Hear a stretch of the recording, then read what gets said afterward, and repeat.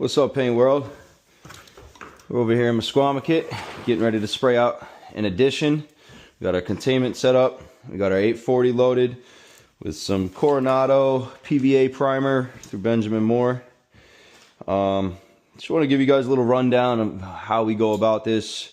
First things first, before we spray, we come in here, we vac everything, we dust off the walls, cover our walls in 3mm plastic.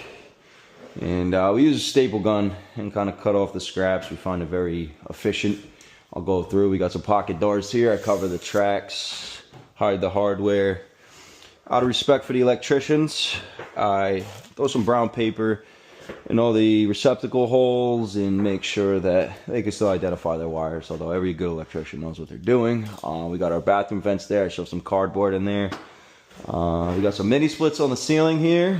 Again, I'm hoping that the cover for them cover those staple holes. If not, we'll be doing a little bit of spackling. No big deal. So we're using a 5/17 tip. For those of you who don't know, 5 is the size in which the pattern is. So we double this first number, it'll be a 10-inch fan. So let that give you some context as far as your distance. You know, you want to be about 10 inches. If you're this close, you're going to cause a problem. You're going to be about 3 inches wide. You're putting too much paint on. If you're too far, you're going to be about 14 inches. You're just dusting it. It's, you know, so let that give you some correlation in your distance. 17 is the orifice size, meaning the size of the hole here. With a thicker paint, or thicker product, like a primer, you're going to want to go higher on this number. For instance, with fine finish, we're going to be using anywhere from a 308 to a 312, right? That's a 6-inch fan, or even a 208, 210, 212, 4-inch fan, right? So with these heavier applications, we're going to go with a bigger number here, a higher number here, which we're going to go for a wider fan. We want to cover more surface. And then we're going to go with a higher orifice size, which 17 is a pretty high one. I mean, I think there's a 21. I always just stick with what I know, and that's the 5/17. This is the Titan HEA, which is high efficiency airless. When I started using this, I cut down on my overspray quite a bit and on my product usage. I like to run these tips around 1800 to 2000 psi. I think some guys say they're doing it at 1000, but I don't know how. It depends on the product you're using. So yeah, we're just gonna get into it. I'm gonna show you a couple things, how I get going, how I go about it. You can't hear me if I have my respirator on, so I'm not going to do this whole project on video. I don't like spraying without a respirator. No painter should. So let's get right to it. First things first, in this room, it's a bit of a struggle because I can't reach the ceiling. I could put on an extension. I'm not going to. It's not worth it for me. I'm just going to shoot the ceiling from here. I got a good distance here. I'll move the bench around. You know, in some cases what I'll do, if this was a regular room, I would start on the ground, come up, come over, come down, bounce back, so on and so forth, but I'm not in my 20s anymore. So now what I like to do is either do the ceilings first or do the walls and kind of just feather it into each other.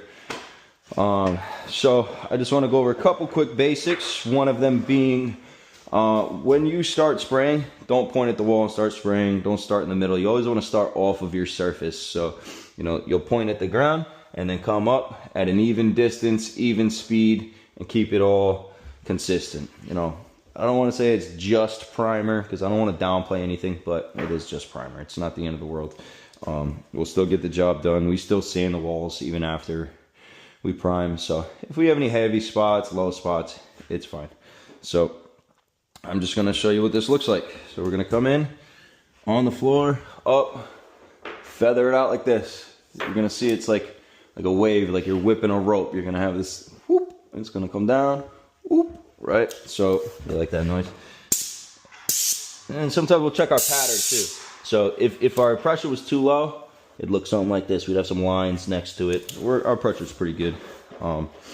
Jack it up, keep jacking it up till those lines disappear. And you know, if you're above 2000 psi with a tip like this, then maybe your tip is spent. These things are only good, I don't know, I think 75 gallons or something. Some people say 100, some people say 50. I say it depends on your product and the pressures you run. So we're going to show you what this looks like.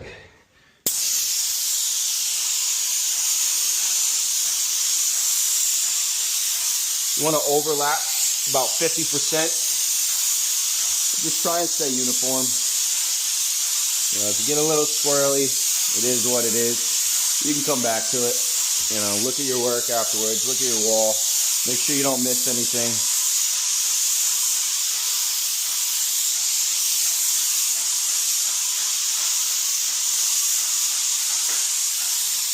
And sometimes you'll see lines between where you're overlapping.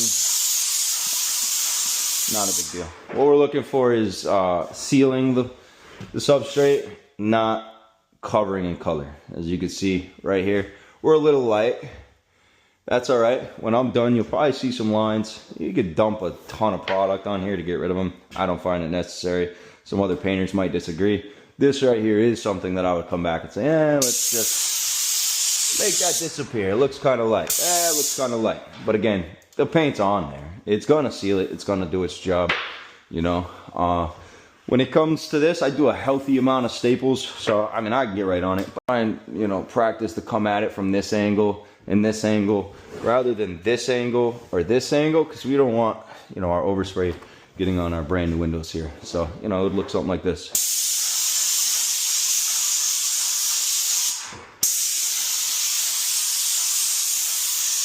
All right.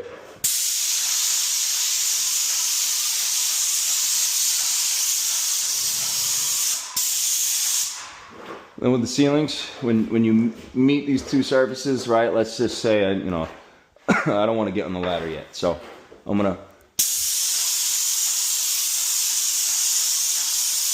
yeah, I'm whipping into it. I'm trying to be real quick when I'm down there. Because just that slight pause of you coming into that corner, the paint will really build up. We got this product coming in at 2,000 PSI. You'll get runs.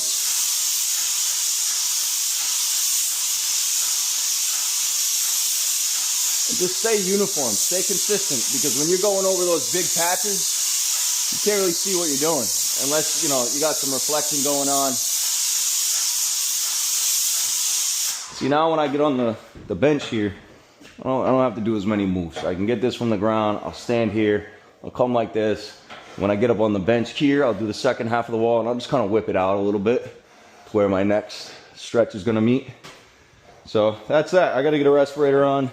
Don't ever spray without a respirator, especially if you do this for a living. A little bit won't hurt you, but, you know, long-term exposure. Ask the OGs in the game. They'll tell you. Don't do it. All right. And that's that. See you next time. Thank you. Okay, let's go.